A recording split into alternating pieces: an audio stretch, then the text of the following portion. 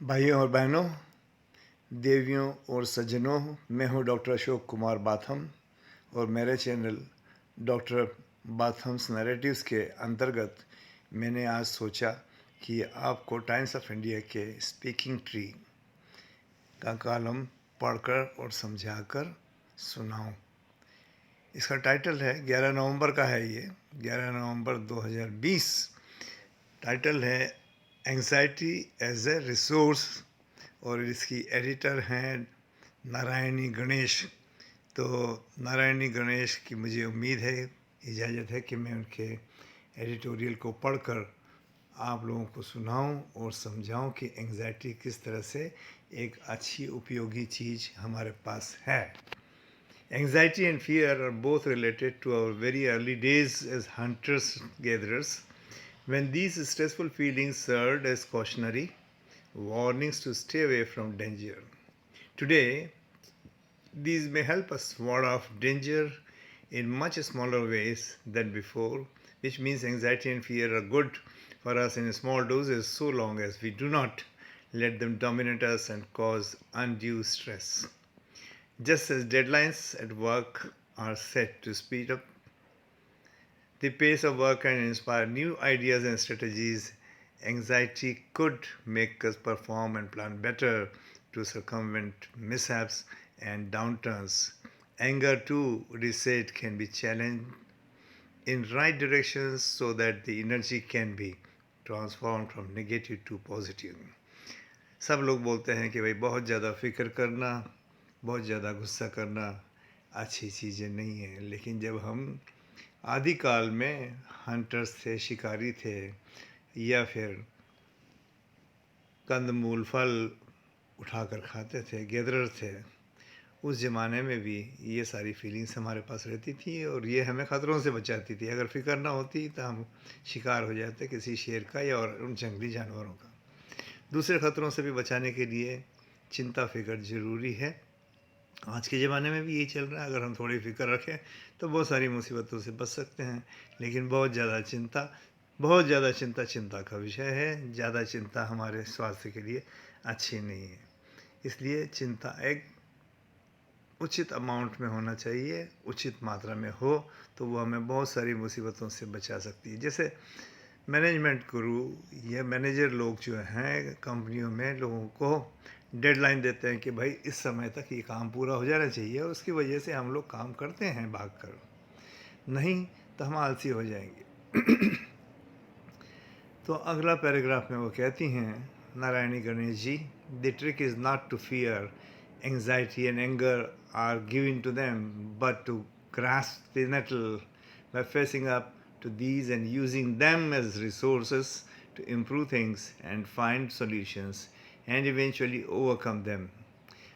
तो उनका कहना है कि डर और फिक्र को हम फंस नहीं जाए, हमें चैलेंजेस को स्वीकार करना चाहिए और जो भी मुसीबत का काम है, जैसे ग्रास्पिंग द नेटल, कांटे को निकालना है झाड़ में से, तो हमें करना ही है।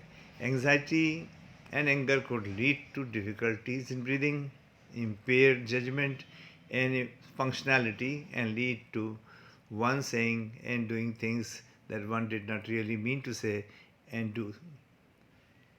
तो बहुत ज़्यादा एंग्जाइटी, बहुत ज़्यादा गुस्सा हमारे लिए ठीक नहीं है। कहने का मतलब ये है कि अगर बहुत ज़्यादा फिक्र हो गई, गुस्सा हो गया, तो हम अपना आपा खो बैठते हैं, हम अपना दिमाग खो बैठते हैं, हमें समझ में नहीं आता और गलत काम कर बैठते हैं जो हम नहीं करना चाहते हैं। इसी तरह से बहुत ज़्यादा फिक्र हो जाए तो आप काम नहीं कर सकते, आपको ब्रीदिंग में डिफ़िकल्टी हो जाएगी, आप नए फैसले नहीं कर सकते, आपका फंक्शन, आप ठीक से काम नहीं कर सकते, आप कंसंट्रेट नहीं कर सकते, फोकस नहीं कर सकते, आप घबराए हुए रहेंगे और आप कुछ नहीं कर पाएंगे।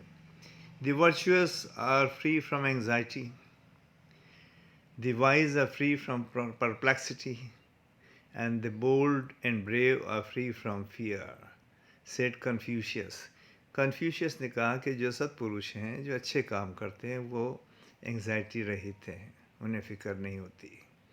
जो चतुर हैं उनको कोई कन्फ्यूज़न नहीं होता, वो समझदार हैं।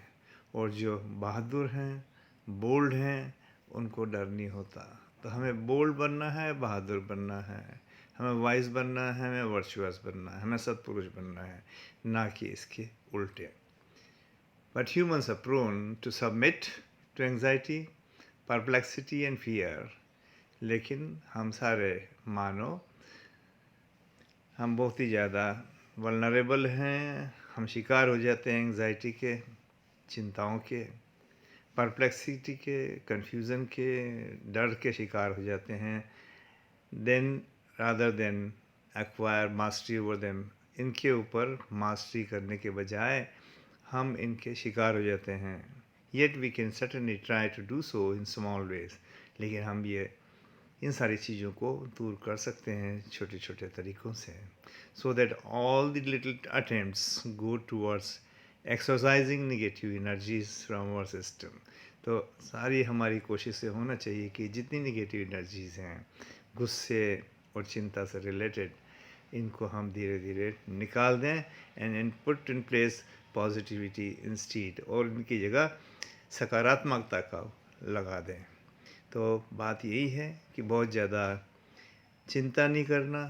चिंता हमें ले जाती है चिता की ओर, और गुस्सा भी हमें वहीं ले जाता है और कहीं का नहीं छोड़ता। सबसे पहले हमें मारता है, इसके पहले कि जिसके ऊपर हम गुस्सा कर रहे हैं उसे मारे। इन शब्दों के साथ मैं नारायणी गणेश जी को एक बार फिर से धन्यवाद देते हुए उनका स्पीकिंग ट्री कॉलम पढ़ने के लिए इस प्रेजेंटेशन को बंद करता हूँ। धन्यवाद सुनने के लिए।